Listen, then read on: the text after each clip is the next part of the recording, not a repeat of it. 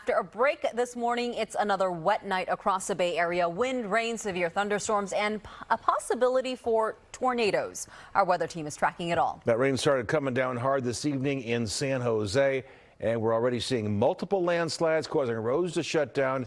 Let's start with Highway 128 in Geyserville up in the North Bay. It is closed indefinitely, with crews already coming in this evening to help try to clear that slide. We have team coverage for you. Our Alyssa Goard is in San Francisco, and Marianne Favro is down in the South Bay.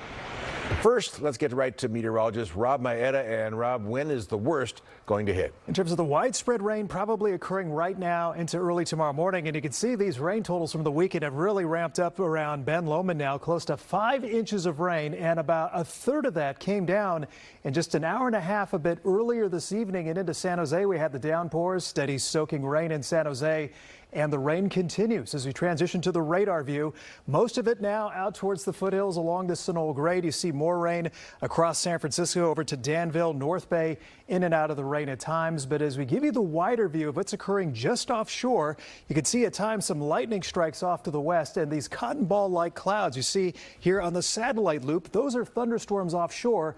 Cold air aloft, strong wind, and add in some daytime heating tomorrow.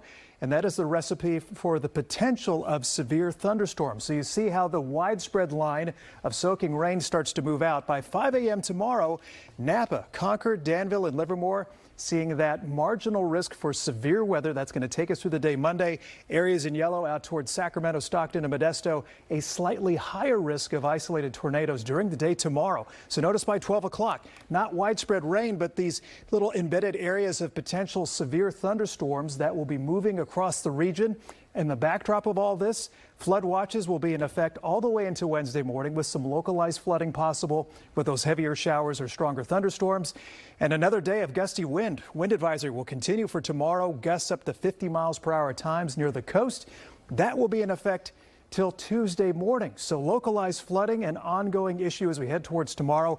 A closer look at the severe thunderstorm potential hour by hour in our forecast coming up in about 15 minutes. All right, Rob, thank you. Highway 1 is shut down in both directions in Marin County. Video from earlier tonight shows a flooded roadway near Tamales.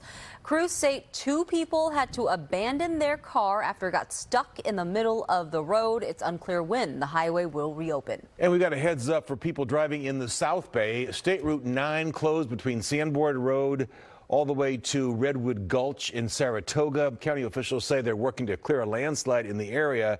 That work is expected to continue until tomorrow. Now, this comes just over a week after a mudslide shut down that road. Crews took 2 days to clear the mud from the road and fix down power lines, and it's closed again now.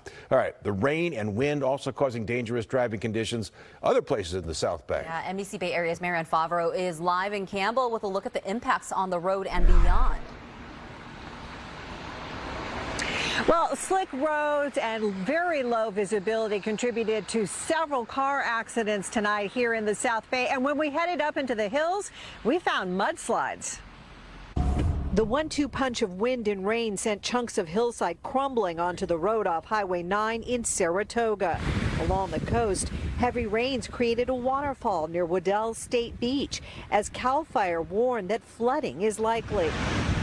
But for most, the storm's biggest impact could be felt on the roads. This car landed in a ditch in Sunnyvale. Others say they're driving more defensively tonight. For the driving conditions, we've had to slow things down a little bit. This flapping flag shows just how powerful the winds were tonight, which is why many prepared their homes for possible power outages, especially with more days of wet weather ahead. Make sure you have a generator. That's an important thing. We have a couple of sump pumps on our property that we have to keep running all the time. Because when there's water, you need electricity to run the pumps, right? So those are the little things that you get used to. You find out what you have to be prepared for. Across the Bay Area, more than 1,400 PG&E customers lost power tonight, including nearly 200 in the South Bay, which is why Kevin Isidro says his home is well stocked. We've always got, our flashlights around, and we've got, a freezer packed of food that would probably last us a couple hours. And then I know we do have a couple of sandbags just in case we need them. And we We do want to remind you that during this storm, if you come across a down power line, just assume that it is energized and dangerous and call 911. Do not touch it. Reporting live in Campbell, Marianne, Favro, NBC Bay Area News. Marianne, thanks very much. And as Marianne was just saying, several power outages popping up across the Bay Area tonight. If you look at this map, you see a few dots on the map, still significantly less than what we saw last week, that's for sure.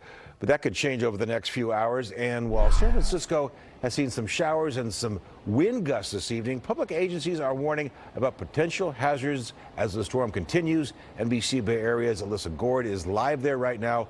What are the concerns for this particular storm? Well, Terry, public agencies are urging people to be especially cautious when they are walking around trees, and that is in particular in light of the number of trees that fell during storms last year. Dark clouds engulfed San Francisco Sunday afternoon. By the evening, the wind picked up too. San Francisco's Department of Emergency Management posted a warning telling the public to avoid walking near trees, especially in parks. The fire department agrees. When you get so much rainfall coming in a short period of time, that will loosen up our soil, and that includes the soil that our trees are in.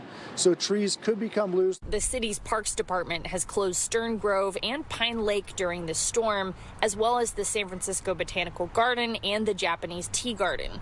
Storms last year highlighted the risk that trees pose, with hundreds of downed trees around the city, causing damage and injuries. So if you do not need to be in an area where there's a lot of trees, please avoid that, especially when we're seeing the height of the wind and the rain tonight.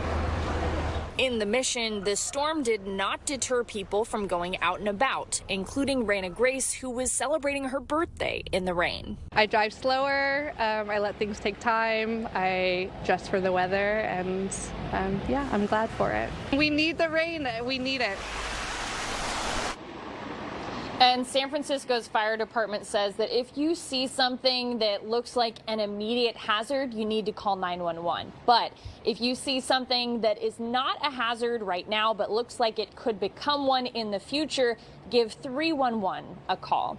Live in San Francisco, Alyssa Goard, NBC Bay Area News. All right, Alyssa, thank you. A warning tonight for people driving in the Sierra. A change is on the way. Here's a live look at I-80 at Donner Summit. The roads are wet right now, but snow is on the way. And during the storms, drivers should expect low visibility, strong winds, and icy roads.